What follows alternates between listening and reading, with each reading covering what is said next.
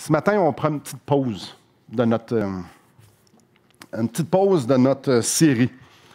Et j'aimerais vous partager quelque chose qui n'est pas reluisant pour moi. Ça risque de vous faire rire, mais c'est peut-être pas si drôle que ça. Moi, je suis un gars rempli de compassion. Et je suis un gars d'équipe. Puis j'aime que les gens ne se sentent pas seuls. Donc, quand Élise est tombée enceinte, elle avait faim. Elle voulait qu'on mange du McDo tout le temps. Voir que j'étais pour la laisser manger du McDo tout seul. Puis qu'elle se sente à part de tout le monde. Non. Oh non. Je ne suis pas un gars comme ça. Fait que j'ai mangé avec elle. Et ce qui est intéressant, c'est que ça paraissait. Je ne sais pas, probablement qu'elle mettait mon linge dans ses sécheuse parce qu'il commençait à venir serré par... C'est long, le mot. Hein. Et à ma grande surprise, elle a comme perdu un bon coup, son poids. Moi, j'ai essayé, il n'y a rien à y faire. Hein. Mon linge a continué. Elle est revenue dans du linge normal, puis moi, non. Il a fallu que je m'en rachète d'autres. Et puis après ça, c'était Jacob. Après ça, il y a eu Annabelle. Encore un gars, écoute, ben, rempli de compassion. Elle voulait manger, je m'en souviens. Chaque enfant a eu son restaurant. La deuxième, Annabelle, elle, c'était du Tim Hortons. Hey, on ne peut pas vivre sans Timbit, là. Mais ce qui est intéressant, c'est que des beignes, ça fait engraisser, mais des Timbits, c'est tout petit. C'est ce que je me suis dit la première semaine, puis après, j'ai réalisé, oublie ça, là. Fait que là, à un moment donné, le linge est grandi, il rapetisse, je veux dire, la bédaine grossit. Et puis, j'arrive à un poids quand même vraiment pas santé. Je vais le dire, je pesais 275 livres après mon deuxième enfant. Et moi, je ne perdais pas d'eau, je ne perdais pas de placenta, je ne perdais pas de bébé. J'ai tout gardé. Mais moi, j'ai toujours voulu être actif. Mais à 275 livres, grimper sur le lit, c'est... Ouvrir le frigo, c'est quelque chose. T'sais, on ne débarque pas de l'auto pour aller au Tim Hortons, il y a un service à volant. C'est comme ça, on est sûr de ne pas trop s'essouffler en marchant jusqu'au comptoir. Mais j'avais un problème parce que ça me tentait de faire de l'exercice physique puis je n'étais pas capable. Et puis, à un certain moment donné, je me suis dit, hey, là, moi, je vais commencer à faire de l'exercice. Je veux courir. Et là, on est à Saint-Jérôme, je m'achète des espadrilles, puis là, je commence à courir à 275 livres. Écoute, descendre les escaliers de la maison. Pas capable. Mais moi, j'ai un gars avec bien de l'ambition. Fait que je cours pareil. Je me suis fait mal dans le dos. J'avais mal partout, puis je me suis blessé. On a un chiro dans la place. Si vous n'êtes pas en forme, ambitionnez-vous pas. On commence graduellement, n'est-ce pas? On ne s'ambitionne pas trop. Mais moi, j'étais tout déboîté. Puis je vais justement voir le chiro, puis le chiro me dit, t'es-tu malade? Voyons donc, toi, tu fais pas ça. Il dit, premièrement, toutes tes jointures, là, ils n'aiment pas ça que tu pèses tant. Je dis, OK, qu'est-ce qu'il faut que je fasse? Je savais trop la réponse. Maigrir. Maigrir, OK. Moi, je voulais pas être beau. C'était pas ça. Je sais que le contrat serait trop gros. Je me suis dit, je vais juste perdre du poids pour pouvoir être en forme, pour pouvoir courir. Je veux courir. Parfait. Moi, j'ai envie de courir, donc je cours. Moi, je n'avais pas arrêté le pattern d'aller manger au McDo. Là. C'est le fun, McDo. Là, je n'avais pas non plus arrêté le pattern de Tim Hortons. Quand toi, fois, tu passes devant un Tim Hortons, c'est comme ton estomac dit Timbit. Là. Ma femme, elle a arrêté d'en prendre. Là. Elle a compris. Pas moi. Fait que là, on retourne au Tim Hortons. Là, ça maigrit pas, mon affaire. Fait que là, j'essaie de dire, bon, mais je vais faire un petit peu d'exercice. Wow, attends un peu, il faut que j'y aille. Moi, je ne suis pas capable d'en faire. Kiro a dit, Simon, perds du poids. Oui, mais pour perdre du poids, il faut que je me restreigne. Pas facile. Faire une histoire super courte, très longue, je me suis mis à me faire violence. Je me suis mis à couper quelques ingrédients. Je me suis mis à couper quelques restaurants. Et oui, il y a des rechutes, mais... Et puis là, tranquillement, pas vite, j'ai vu ça commencer à rapetisser. Et l'année passée, il y a quelqu'un qui m'a mis au défi de dire « Hey, t'es pas game de faire le 21 km. » 21 km. T'as raison, je suis pas game. Pourquoi je n'étais pas game? Parce que je me regardais dans le miroir et je disais hey, « Les articulations, il me reste encore pas mal de poids à perdre. » Ça n'a pas d'allure. Finalement, j'ai dit, OK, je vais le faire. Pour l'eau vive, je vais le faire. Je vais ramasser des fonds pour l'eau vive. C'est correct, je vais le faire. Là, ça implique qu'il faut que je perde du poids. Puis ça veut dire qu'il faut que je sois constant dans mes choses, que j'aille m'entraîner. Mais c'était pas facile. C'était pas facile. Que c'était pas facile. J'étais pleinement conscient que pour pouvoir arriver à mon but, il y avait vraiment des choses qui devaient arriver. Je devais me faire violence. Je devais me dire non. La liqueur, c'est pas bon, même pour ceux qui ne sont pas à diète. C'est ma petite rubrique diète ici. Il y a des choses qui ne sont pas bonnes. Ça, il faut que je dise non, mais moi, mais j'aime ça, les chips. Hey, des chips. Le soir, des chips. Hey, des chips. Tu sais, t'en prends une, le sac est fini, là. Aïe, aïe, aïe. Non! Faut que je me fasse violence. Tout en dedans de moi a envie de manger un chip, d'aller au Costco, les éclairs au chocolat. Pas les éclairs, les millefeuilles à 4 piastres. Pourquoi ils ont mis ce prix-là? Si c'était 10, on n'achèterait pas, mais c'est 5 piastres. Ah, je capote. Faut que je dise non. Là, tu passes devant. Là, pourquoi je vous raconte tout ça? Ce matin, j'aimerais ça vous parler de la repentance. Puis souvent, la repentance, c'est mal compris. La repentance a rapport avec une course. Une course que nous ne sommes pas capables de faire et que nous devons perdre des choses pour pouvoir courir. Et la repentance est un de ces moyens-là. La repentance, c'est de se faire violence beaucoup. J'aimerais vous inviter avec moi dans 2 Corinthiens. Et tout au courant du message de ce matin, il va y avoir cette notion-là de course. Il va y avoir cette notion-là qu'il y a quelque chose qu'il faut qu'il arrive.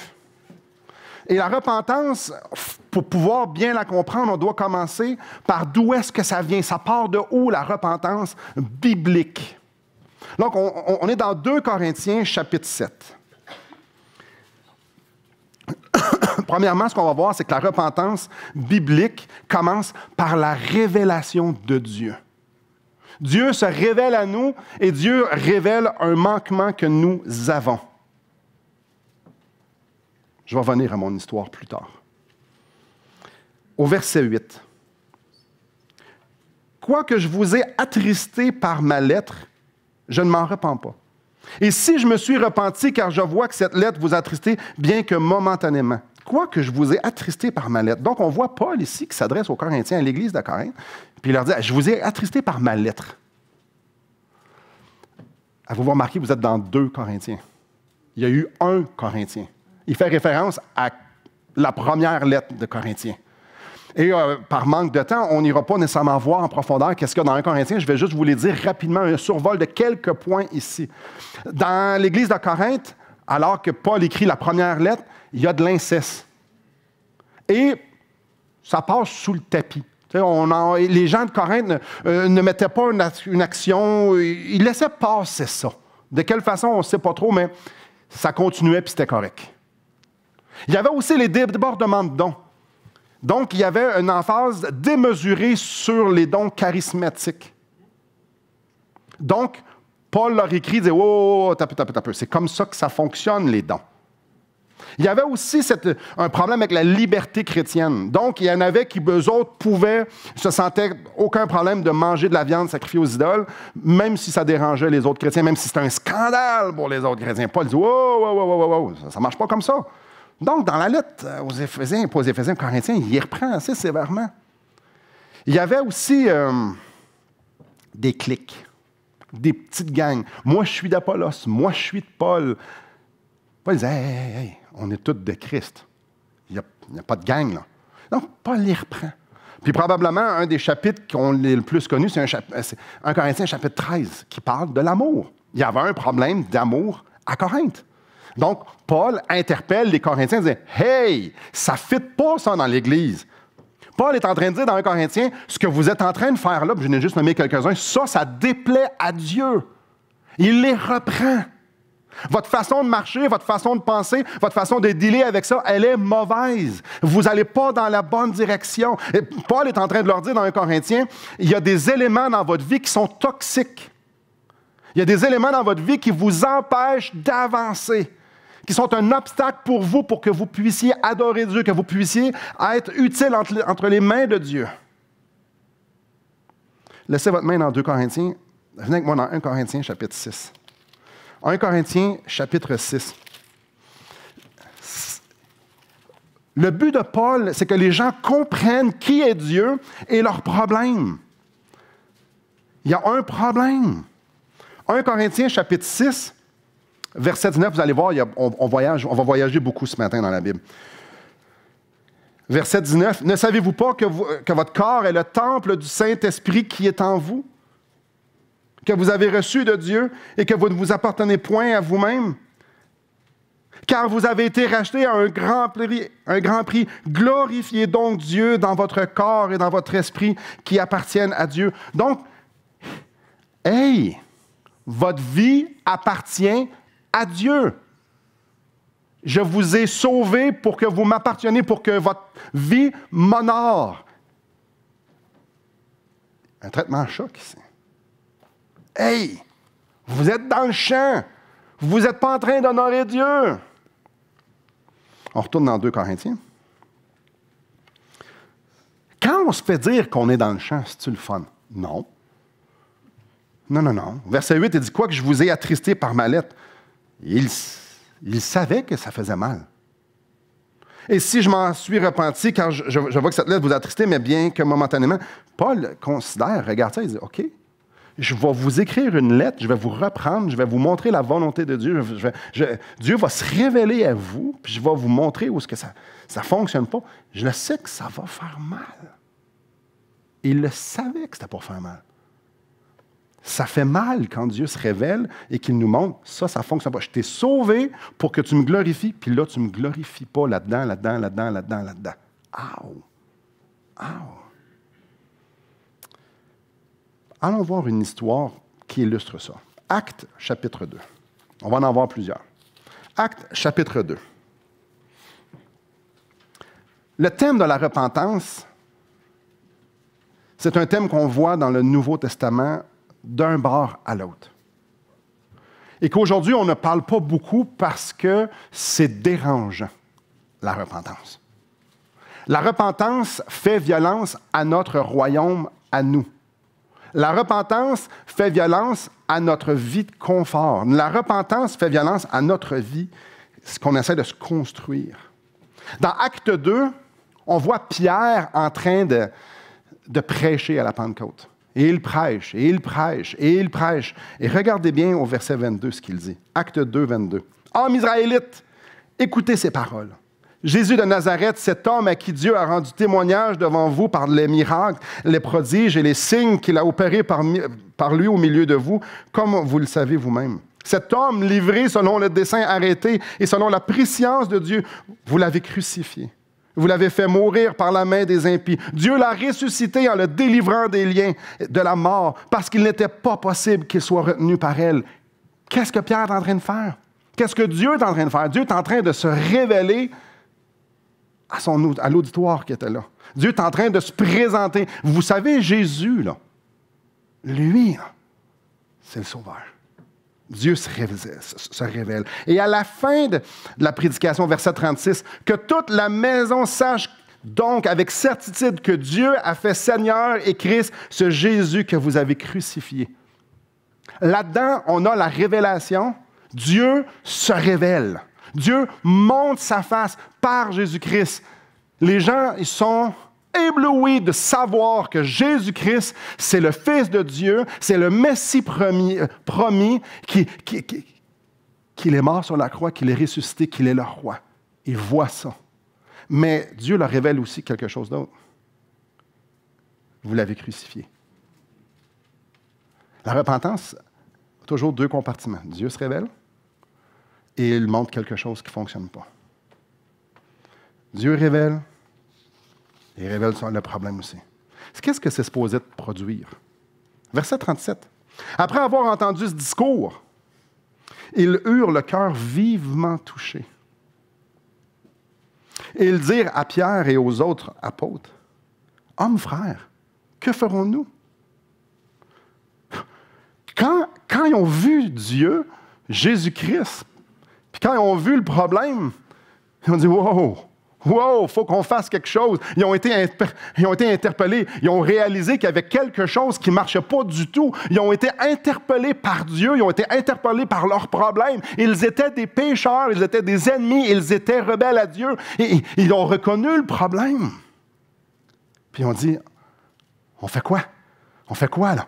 Dieu est là. On a un problème avec lui. On fait quoi? On fait quoi? Je vous invite à venir avec moi et de laisser votre main dans Actes, de venir avec moi dans Matthieu chapitre 3. Comme je vous dis, on voyage. On voyage. Matthieu chapitre 3.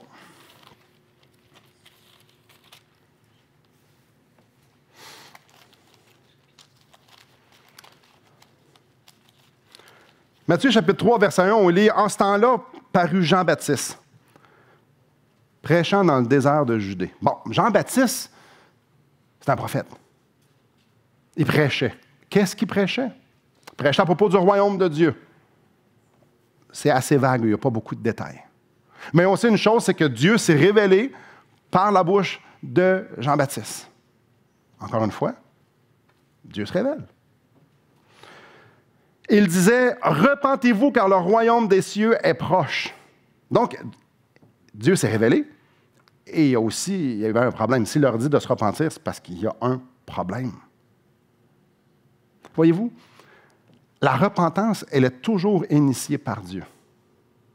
La repentance, c'est Dieu qui vient cogner à notre porte, puis qui dit, « Je me présente à toi. Voici qui je suis. » Et la repentance est aussi, ça ne fonctionne pas dans ta vie. Ça ne m'honore pas.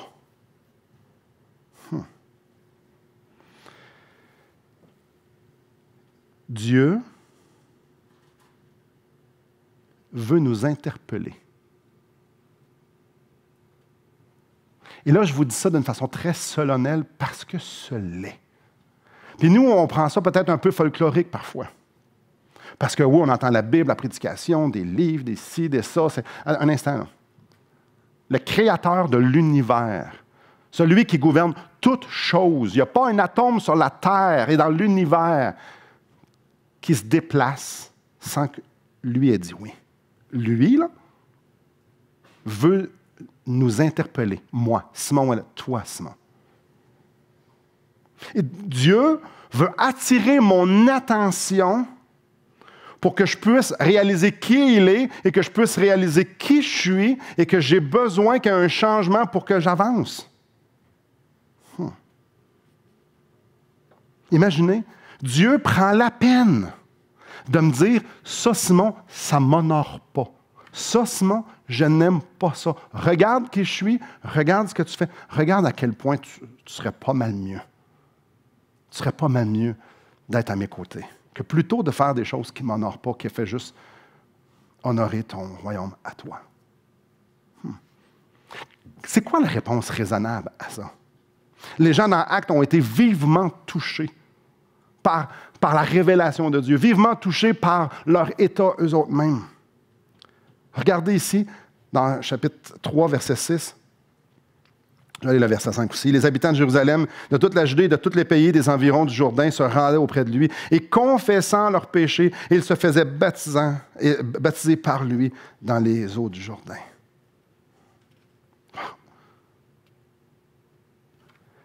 Dieu, tu me parles. Dieu, tu te révèles à moi. Moi qui suis un petit être humain, pécheur, tu te révèles à moi. Et tu prends la peine de me dire à moi que je ne t'honore pas, que tu veux qu'il y ait quelque chose qui change. La réponse raisonnable, c'est exactement ce qu'on dit dans Actes. On fait quoi? Qu'est-ce qu'on fait? On peut retourner dans Actes. C'est ce qu'ils font. J'entends le discours, je suis vivement touché, et là, je dis, bon, mais là, il faut faire quelque chose. Frères et sœurs, je vous le dis, c'est simple le matin. C'est vraiment, vraiment la base, c'est chrétien, c'est la chrétienté 101.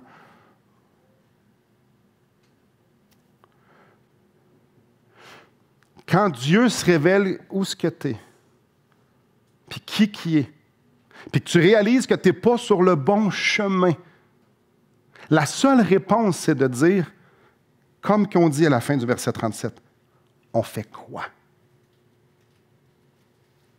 Et Pierre leur dit quoi, au verset 38? Repentez-vous. C'est simple, hein? Repentez-vous. Il y a des gens qui vont dire, ouais, mais c'est donc bien simple. Oui, mais Dieu fait ça simple pour qu'on comprenne. Dieu fait ça simple pour que ça soit accessible pour tous ceux qui veulent s'approcher de Dieu, de pouvoir s'approcher de Dieu. Repentez-vous. C'est un peu, là. Il y a un gouffre qui me sépare entre moi et Dieu, puis tout ce que tu me demandes de faire, c'est de me repentir. Hein? Oui, repens-toi. Wow. Qu'est-ce qu'il veut dire par se repentir? Ah, ben, je te demande pardon, Dieu. Je te demande pardon pour mes péchés. Bon, ça c'est fait, on continue. C'est ça qu'il veut dire? Pas sûr. Continuons ici le verset. Repentez-vous et que chacun de vous soit baptisé au nom de Jésus-Christ, à cause du pardon de vos péchés, et vous recevrez le don du Saint-Esprit. Ultra intéressant ici. Et c'est intéressant qu'il parle du baptême. Là, premièrement, je dois me repentir, qu'on va définir un peu ce que c'est en cours de route. Là, il parle de baptême. Qu'est-ce que le baptême a à voir là-dedans? Il faut comprendre la signification du baptême, puis plusieurs m'ont déjà entendu le dire dans cette église, je vais le répéter. Ça voulait dire quoi culturellement, se faire baptiser? Souvent, on baptisait les disciples. Donc, c'était quelque chose qu'on s'associait à quelqu'un par le baptême. C'était chose courante. Mais c'est important de comprendre à qui il s'adresse. Il s'adresse à des Juifs. Il s'adresse à des gens où est-ce que si tu n'es pas Juif, tu es un chien. Tu es un pourri. Tu n'es rien. Tu es un déchet. On ne va même pas manger chez vous parce que tu n'es pas un Juif. Les Juifs, c'est une nation qui est extrêmement fière d'être Juifs. Ils sont extrêmement patriotiques. Eux, c'est le peuple choisi de Dieu. C'est eux qui ont reçu les révélations de Dieu. Eux regardent les autres comme des riens. Ils se sont enorgueillis avec ça. Le baptême. Quand un Juif se faisait baptiser, au nom de qui? Au nom de Jésus-Christ. Et c'était public. Qu'est-ce qui arrivait? Moi, j'étais un papa juif, puis je regarde mon gars, ma fille, se faire baptiser au nom de Jésus. Jésus, il vient-tu de se faire crucifier parce que c'était un blasphémateur? Est-ce que moi, je suis content que mon gars se fasse baptiser? Dans ce temps-là, les gens qui quittaient, c'était pas juste une simple excommunication. Bien souvent, ils se faisaient martyriser. Assurément, il se faisait excommunier de la maison, du village. C'était la honte d'avoir un fils qui partait. C'était la honte pour tout le monde. Le village entier était honteux qu'un tel puisse quitter le judaïsme. Et en plus, il s'associe à Jésus-Christ, le blasphémateur, l'hérétique, celui qu'on vient de crucifier. Donc, repentez-vous. Tu vas aller dans l'eau, puis tu vas dire au monde entier que maintenant tu es uni dans la mort et dans la résurrection de Jésus-Christ et que tu veux marcher en nouveauté de vie. Bref, tu t'en vas dire au monde entier, vous êtes dans une ancienne façon de faire, une ancienne vie. Moi, je veux marcher en nouveauté de vie. Je suis tout baptisé. Les conséquences de ça sont énormes. Pour nous, c'est facile, on fait une petite piscine, on les baigne, puis ça a une signification. Mais plutôt que ça ne change pas, il n'y a pas de bain des armées qui rentrent ici pour nous tuer. Mais dans ce temps-là, c'était pas mal extrême. Et l'idée, c'était vraiment que je m'unis dans la mort et dans la résurrection de Jésus au monde entier.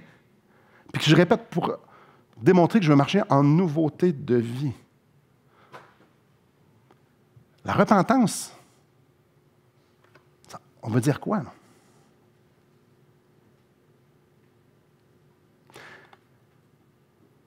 Je dois démontrer ma repentance par le baptême, qui démontre mon unité avec Jésus et ma volonté de vivre pour lui. La repentance, c'est beaucoup plus que de demander pardon. Un Juif qui se convertit dans ce temps-là, la repentance et le baptême, c'était beaucoup plus que demander pardon. C'était de tourner complètement le dos pour suivre Jésus publiquement. Aïe, aïe, aïe. Leur vie changeait radicalement. Lorsque quelqu'un, un Juif, se repentait, mettait sa foi en Jésus-Christ, puis il le présentait au monde entier, sa vie changeait radicalement. Verset 41, ceux qui acceptèrent sa parole furent baptisés. Et en ce jour-là, le nombre des disciples augmenta d'environ 3000 âmes. Ils persévéraient dans l'enseignement des apôtres, dans la communion fraternelle, dans la fraction du pain et dans les prières. La crainte s'emparait de chacun. Il se faisait beaucoup de prodiges et de miracles par les apôtres. Tous ceux qui croyaient étaient dans le même lieu et ils avaient tous en commun. Les Juifs n'allaient pas avec les chrétiens. C'était les chrétiens qui étaient ensemble à tous les jours. Verset 46, ils étaient chaque jour tous ensemble assidus au temple. On va revenir au verset 45. Ils vendaient leurs propriétés pour qu'il n'y ait pas de riches et qu'il n'y ait pas de pauvres, qu'il y ait une égalité sociale au sein des chrétiens. Les Juifs ne faisaient pas ça. Il y avait un changement de vie radical qui a été initié par la révélation de Dieu. Pointer le problème. Les gens qui font « Oh », ils n'ont pas juste à demander pardon. Oh que non! Changement radical. La repentance biblique et agréable implique un changement radical. Revenons dans Matthieu chapitre 3. Revenons dans Matthieu chapitre 3. Il y a un changement de direction. Je marche comme mes pères ont marché dans le judaïsme. Dieu se révèle à moi. Je me revire complètement de bord avec des conséquences capotées là, que nous, on ne peut pas comprendre dans notre culture. On revient dans Matthieu, chapitre 3, verset 7. Mais voyant venir à son baptême beaucoup de pharisiens et de sadducéens, il leur dit, race de vipères, Jean-Baptiste leur dit ça, race de vipères, qui vous a appris à fuir la colère à venir? Produisez donc du fruit digne de la repentance. Juste une petite parenthèse, c'est pas tout le monde à qui Dieu se révèle qu'ils vont se repentir. Ces gens-là étaient bien trop attachés à leur religion, bien trop attachés à leur façon de faire. Et Dieu leur a dit, ça me déplaît. Les autres, ils ont dit, on aime ça, ce qu'on fait. On aime notre petit royaume religieux. Jésus leur dit que c'est des sépulcres blanchis qui nettoient l'extérieur de la coupe, mais qu'à l'intérieur, c'est pourri jusqu'à la moelle. Ces gens-là n'ont rien voulu savoir. Trop attachés. Mais j'attire votre attention au verset 8. Produis donc du fruit digne de la repentance. Ce qui m'amène encore à dire et à soulever que la repentance produit du fruit. Ne produit pas juste la confession. Ça en fait partie, mais ce n'est pas juste ça. Il y a un changement de direction. La repentance qui plaît au Seigneur Jésus-Christ, qui plaît à Dieu, produit toujours du fruit.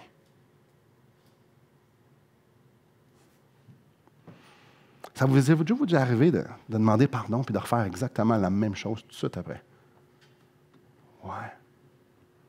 Ouais, moi, oui. Ça, c'est pas une repentance. Ça, c'est demander pardon.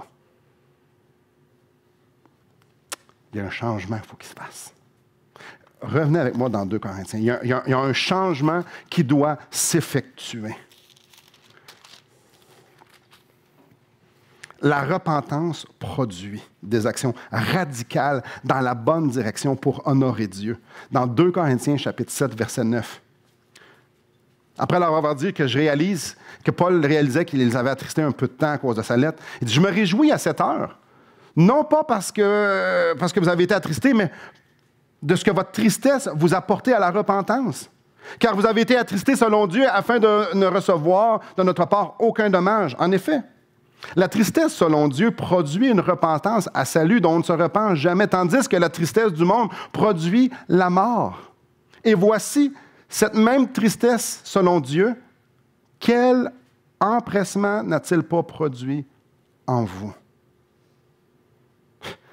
Quand Dieu produit une tristesse parce que tu ne marches pas en communion avec lui, tu as juste envie de dire, il faut qu'il se passe quelque chose. Il y a un empressement à dire, fais quelque chose. Il faut qu'il y ait quelque chose qui change. Mais ça nous parle au verset 10 qu'il y a une tristesse selon le monde. Il y a une tristesse selon le monde qui produit une repentance selon le monde. Vous savez, quand on se fait pogner, Je vais prendre un facile. Se faire pogner à mentir. Coudon, tu viens-tu de me mentir, toi? Ah bah, on se sent-tu mal, rien qu'un peu?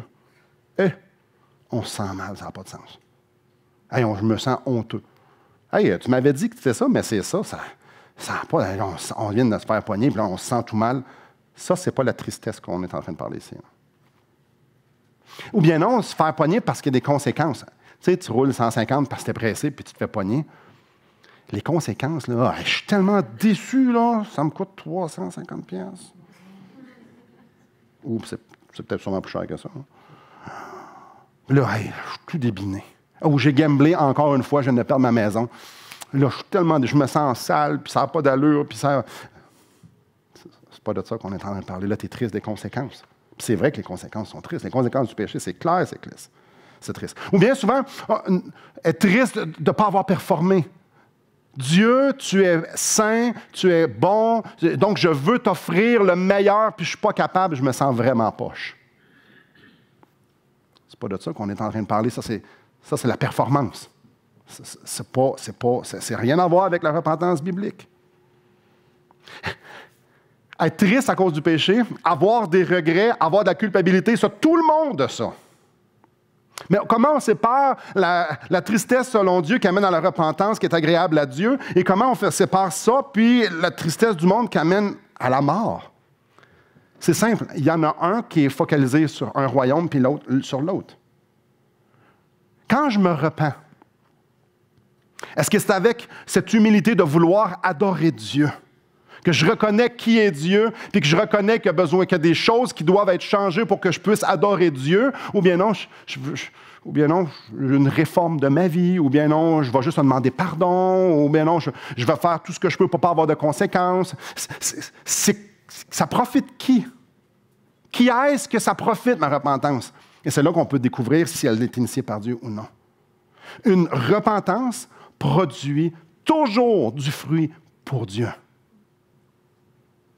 C'est Dieu qui est le premier bénéficiaire. Et là, j'ai une belle illustration. Venez avec moi dans Acte 19. Une belle illustration de ce qu'on est en train de voir.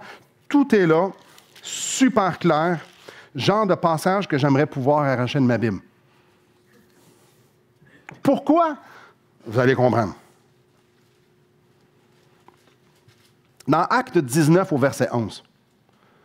Et Dieu faisait des miracles extraordinaires par les mains de Paul, au point qu'on appliquait sur les malades des linges ou des mouchoirs qui avaient touché son corps, et les maladies les quittaient et les esprits malins sortaient. On est en train de voir, qu'est-ce qu'on est en train de voir? Dieu est en train de se révéler. Dieu se révèle encore.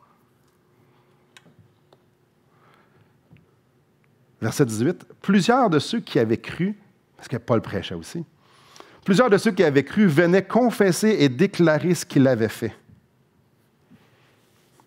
Là, ça, c'est malaisant un peu.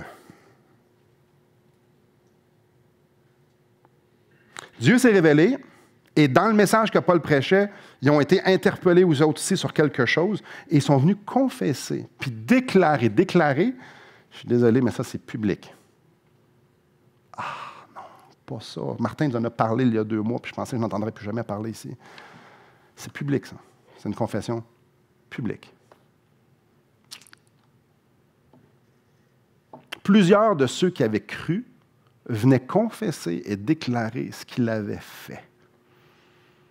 Donc, Dieu se révèle et ils se repentent. N'ont-tu juste confessé? N'ont-tu juste déclaré? Ou il y a eu des fruits aussi. Regardez le verset d'ensuite. Plusieurs de ceux qui avaient cru venaient confesser et déclarer ce qu'ils avaient fait. Et un certain nombre de ceux qui avaient exercé les arts magiques, ayant apporté leurs livres, les brûlèrent devant tout le monde. On en estima la valeur de 50 000 pièces d'argent. 50 000 pièces d'argent, il devait en avoir beaucoup d'affaires à brûler. C'est fascinant. Pour moi, c'est vraiment fascinant, ce passage-là. Les gens reconnaissent qui est Dieu, reconnaissent leur grand besoin d'un sauveur, ils croient, confessent qu'ils sont des pécheurs, confessent publiquement ce qu'ils avaient fait. Ça n'arrête pas là. Ils se revirent d'abord puis brûlent tout ce qui est en abomination devant Dieu. ça, c'est fini dans notre vie. Ça, c'est radical, pas mal. Puis ça le dit publiquement encore, en plus.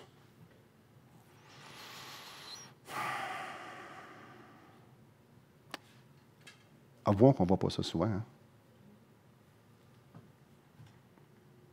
Moi, je suis convaincu, c'est une question de comment on voit Dieu. Quand tu réalises qui est Dieu et comment il est sérieux à propos du péché, quand il se montre à toi et qu'il te montre quelque chose, la seule réponse, c'est de dire « Qu'est-ce que je fais? » Et non pas juste de dire « Je te demande pardon. » Non, c'est « Qu'est-ce que je fais? » Je suis en train de marcher dans mon royaume, vers mon royaume. Je suis en train de me faire une vie confortable. Je suis en train de vivre d'une façon où est-ce que je me sens bien. Et Dieu met sa main sur mon épaule et il me présente qui il est. Regarde mon royaume, à quel point il est exceptionnel. Regarde à quel point moi j'ai de la valeur et à quel point moi je t'aime. Comment je peux dire, toi reste là, moi je vais continuer de marcher. En passant, je suis désolé. Hein. Oui, je sais que ça t'écoeure ce que je suis en train de faire, hein, mais je sais que Jésus est mort pour ça. Mais, tu sais, regarde. Non. Non.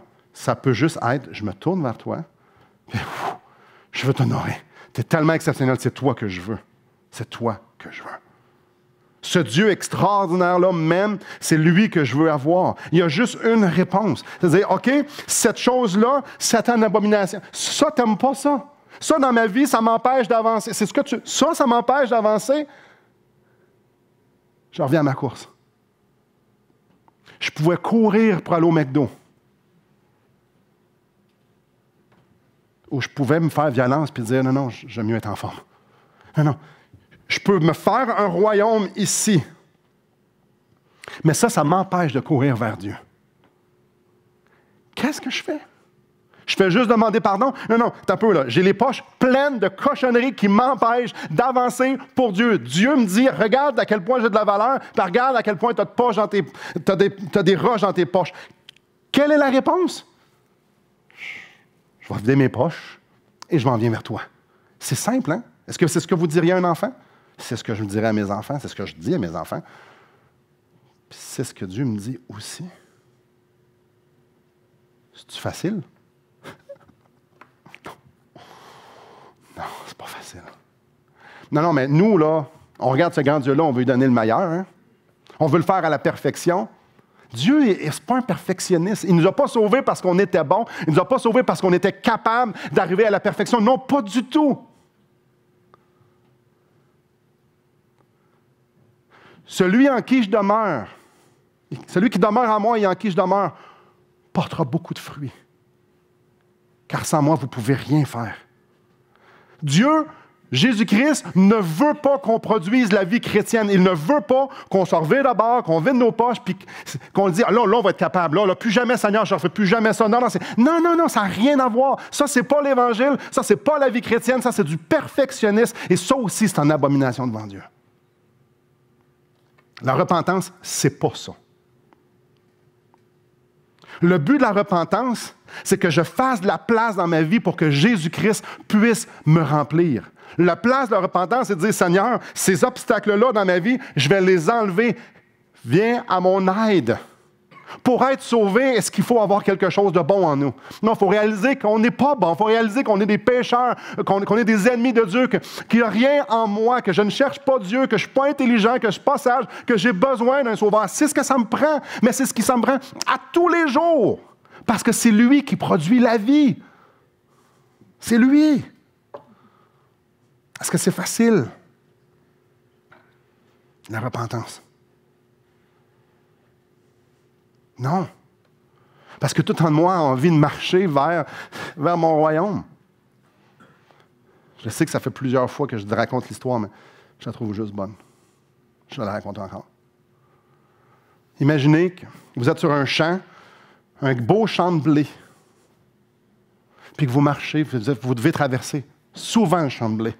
Puis vous traversez toujours à la même place. Bien, la première fois, ça va bien, le blé n'est pas très haut, fait que vous marchez. Qu'est-ce qui arrive? Vous allez écraser les petites pousses. Puis le lendemain, vous remarchez. Vous allez remarcher à la même place, le chemin est fait. Puis là, ça grandit autour de vous.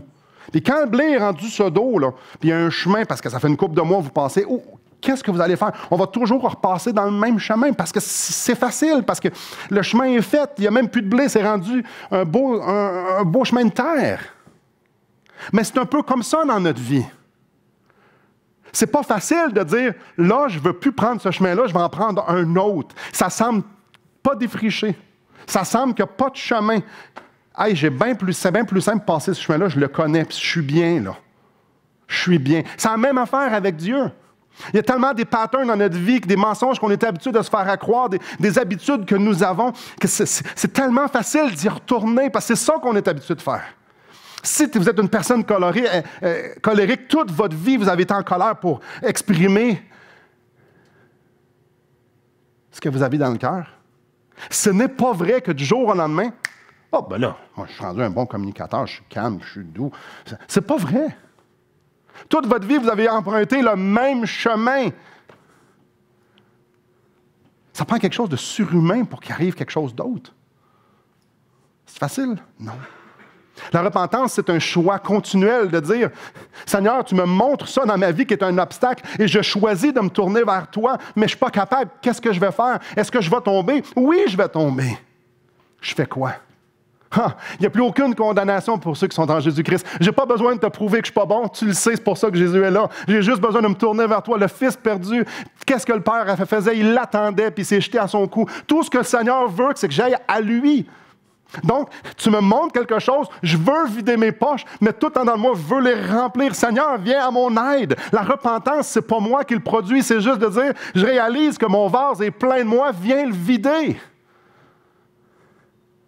Parce que j'ai envie de le remplir de moi. Viens le vider, puis viens remplir ta vie. Et là, ce qui est beau là-dedans, c'est que Dieu veut nous sortir de nos péchés. Voyez-vous la passion de Dieu pour me sortir, pour te sortir de nos péchés. Dieu, la seule chose qu'il veut, c'est qu'on soit pur comme son Fils était pur. Et il sait que c'est un processus. Et il sait qu'on est incapable. Donc, ce qu'il fait, il nous donne. Il se révèle à nous. Il pointe les obstacles qu'on a dans notre vie qui nous empêchent d'avancer. Puis, tout ce qu'on a besoin de faire, c'est de se relever puis de se tourner vers lui puis de dire, oui, Seigneur, c'est toi, je veux. Est-ce que, venez avec moi il nous reste 2 passages à lire. Ésaïe 53. Et pourquoi je vous amène dans Ésaïe 53? Parce que je vous pose la question, est-ce que Dieu prend au sérieux le péché? Puis pour moi, ça m'interpelle dans ma vie. Est-ce que je prends au sérieux le péché? Là, on va dire, ben oui, je demande pardon pour mes péchés. Non, est-ce que je prends au sérieux le péché? Mon péché. Dans Ésaïe 53, ça nous parle de Jésus-Christ. Ça nous parle à quel point Dieu prend au sérieux le péché. Verset 4, cependant, ce sont nos souffrances qu'il a portées. C'est de nos douleurs qu'il s'est chargé. Nous l'avons considéré comme puni, frappé de Dieu et humilié. Mais il était blessé pour nos péchés, brisé pour nos iniquités. Le châtiment qui nous donne la paix est tombé sur lui, et c'est par ses meurtrissures que nous sommes guéris. Nous étions tous errants comme des brebis, chacun suivait sa propre voie, et l'Éternel a fait retomber sur lui l'iniquité de nous tous. Il a été maltraité et opprimé, il n'a point ouvert la bouche, semblable à un agneau qu'on mène à la boucherie, à une brebis muette devant ceux qui l'attendent. Il n'a point ouvert la bouche. Est-ce que Dieu prend au sérieux le péché? Regardez au chapitre 52, verset 14. De même qu'il a été pour plusieurs un sujet d'effroi, tant son visage était défiguré, tant son aspect différait de celui des hommes. Ça parle de Jésus, ça.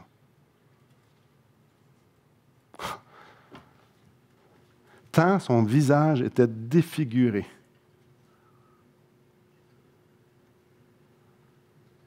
Est-ce que Dieu prend au sérieux le péché?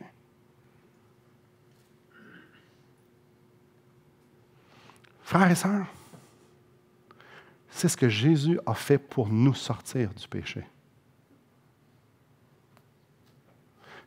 Jésus n'a non subi ça, il a aussi été ressuscité. Il est ressuscité pourquoi? pour pouvoir nous donner cette vie de puissance. Et le dernier passage, Apocalypse chapitre 2.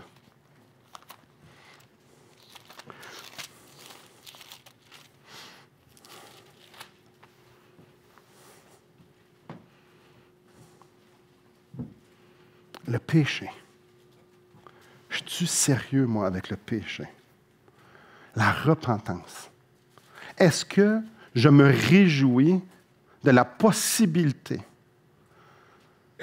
de pouvoir marcher en nouveauté de vie? Est-ce que je prends cette grâce-là que Dieu me fait de pouvoir voir qui il est, qui je suis et de plonger, ou bien non, j'aime la place où ce que je suis et j'aime me vautrer dans mon péché? Et juste demander pardon pour satisfaire ma conscience. Apocalypse chapitre 2. J'en ai pris une, j'aurais pu en prendre n'importe laquelle, elle est très connue. Écrit à l'ange d'Éphèse, l'ange de l'église d'Éphèse. Voici ce que dit celui qui tient les 7 étoiles dans sa main droite, celui qui marche au milieu des 7 chandeliers. Jésus. Je connais tes œuvres, ton travail et ta persévérance. Je sais que tu ne peux supporter les méchants, que tu as éprouvé ceux qui se disent apôtres et qui ne le sont pas et que tu les as trouvés menteurs. Que tu as de la persévérance, que tu as souffert à cause de mon nom et que tu ne t'es point lassé. Hey, on s'entend, c'est un gros bravo, ça. Bravo. Les œuvres, ton travail, ta persévérance, tu ne supportes pas les méchants. Tu es capable de discerner et d'éprouver ceux qui se disent apôtres et qui ne le sont pas. Tu es capable de voir le mensonge du nom. Tu as de la persévérance. Tu as souffert à cause du nom de Jésus-Christ, puis tu as persévéré. Bravo! Tu t'es point lassé. Mais regardez ce qu'il dit. Mais ce que j'ai contre toi, c'est que tu as abandonné ton premier amour. Tu ne l'as pas fait par amour, Église. L'Église n'était pas une bonne Église par amour pour Jésus-Christ. Wow! Ce n'était pas par une réponse à qui Jésus était, c'était des gens religieux. Mais mon point est au verset 5. Souviens-toi donc d'où tu es tombé. Repens-toi. Et pratique les premières œuvres. Repens-toi. Et pratique les fruits. Porte des fruits de la repentance. Sinon, je viendrai à toi, j'ôterai ton chandelier de sa place à moi que tu ne te repentes. Pourquoi je vous lis ça? Est-ce que Dieu prend au sérieux le péché? Ici, il est en train de dire à son Église, si vous ne changez pas de direction, je ne pourrai plus vous utiliser.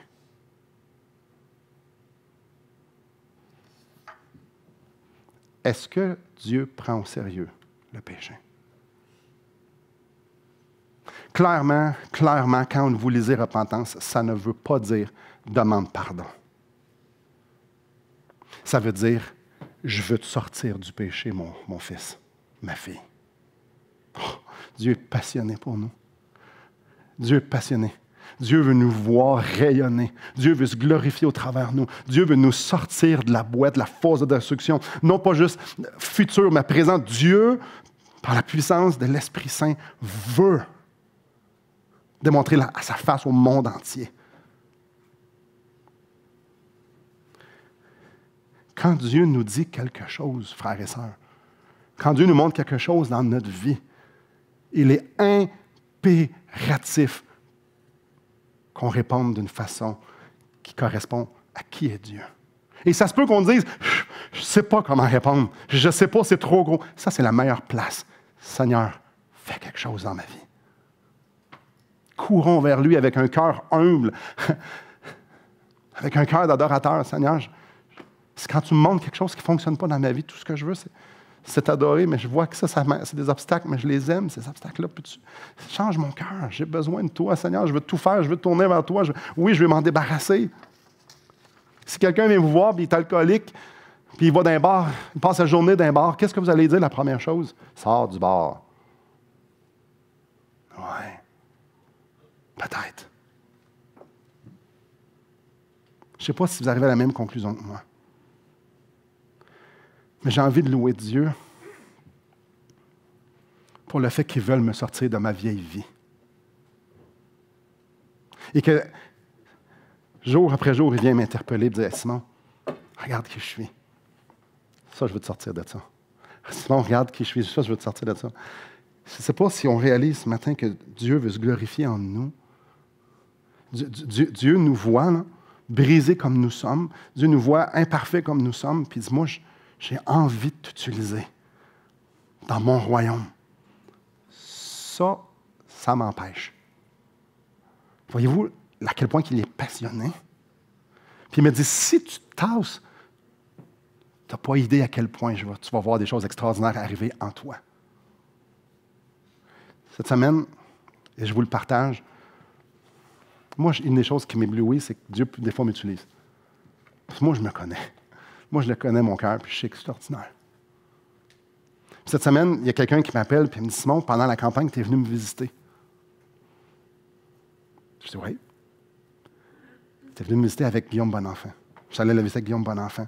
Puis elle dit, je veux juste te dire que Dieu t'a utilisé et que ce soir-là, j'ai accepté Christ comme mon sauveur. C'est quoi en dedans? Tu m'as utilisé moi? C'est parce que je suis bon? Non, ça n'a rien à voir avec moi. Tu as utilisé ma bouche, celle de Guillaume. Tu as utilisé qui? Pour amener quelqu'un à toi. J'ai envie d'enlever mes souliers et de dire, je marche sur un terrain saint ici. Là. Seigneur, tu m'attires à toi, puis tu transformes ma vie, puis ce vase inutile-là que je vois, tu l'as utilisé pour montrer à quel point tu es extraordinaire. Je me pose la question. Si on prend au sérieux le péché comme Dieu le prend au sérieux, imaginez ce qu'il peut faire avec nous autres. Imaginez si dans notre vie, on a cette discipline-là, cet amour, cette passion-là pour l'Évangile, pour Christ, pour Dieu, de dire, Seigneur, vide la vase, fais-le. Puis, oui, je vais couper ces affaires. Ça, tu n'aimes pas ça, je l'enlève. Ça, tu n'as pas ça. Seigneur, je ne sais pas, je ne suis pas capable. Fais-le. Seigneur, fais. Jusqu'où ça va nous emmener? De reconnaître tout ce qu'il veut faire en dedans de nous autres. Frères et sœurs, je termine juste avec ça. Parce que qu'on parle ce matin, ça veut dire plusieurs choses pour plusieurs personnes. Assurément. Mais on peut-tu se regarder dans les yeux et se dire, quand Dieu nous parle, à nous autres, on peut-tu écouter? Puis pas juste satisfaire notre conscience avec un simple « pardon, Seigneur », mais de dire, ce que tu me montres, c'est parce que tu veux le remplir de ta gloire. Prends la place. On peut-tu s'exercer à ça ensemble, de se tasser, puis de dire, Seigneur, viens me sortir, viens produire cette passion-là que tu as pour moi dans ma vie. Je suis conscient que Dieu ne nous appelle pas toutes la même chose. Mais il y a une chose, c'est que l'Évangile, Jésus-Christ,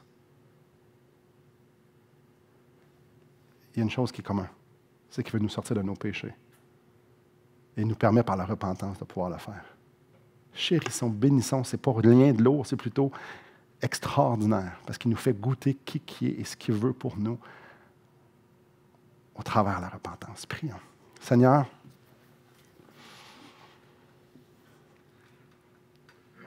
c'est tellement pas populaire dans ma vie, c'est tellement pas populaire dans notre culture de parler de ça. Seigneur, de parler de changements radicaux, tu le sais, tu nous entends, tu nous vois, tu connais notre société. Ça n'a rien à voir à être naturel, ça n'a rien à voir à être socialement acceptable. Au contraire, on fuit les radicaux. Seigneur, on vit dans une société où est-ce qu'on se complaît dans notre propre royaume. Et Père, ce n'est pas juste notre société, c'est qui nous sommes. Adam et Ève étaient comme ça et tout le monde entre eux et nous ont été comme ça. Et Seigneur, je veux te louer pour la passion que tu as envers nous. De ne pas nous laisser là, mais plutôt de tout faire pour nous attirer à toi, de tout faire pour nous sortir de ce mensonge que nous sommes si importants et que tout devrait être pour nous. Oh Père, ma prière, c'est que nous soyons des hommes, des femmes attentifs à ce que tu nous dis. Et Père, tu nous parles régulièrement, à tous les jours, de mille et une façons. Et ma prière, c'est que mes frères et sœurs, moi-même, nous puissions être non seulement à l'écoute, mais que tu puisses susciter, que tu puisses exciter, que tu puisses manifester en nous cette passion pour ton nom. Ô grand Dieu, fais de nous un peuple, une Église, fais de moi un homme qui soupire après te voir, te glorifier en nous. Et ce, je le sais que ça implique que je meure à moi-même. Et ça, Père, je te demande de me guider, de me prendre par la main dans ce chemin-là. Je te prie dans le nom de Jésus-Christ. Amen.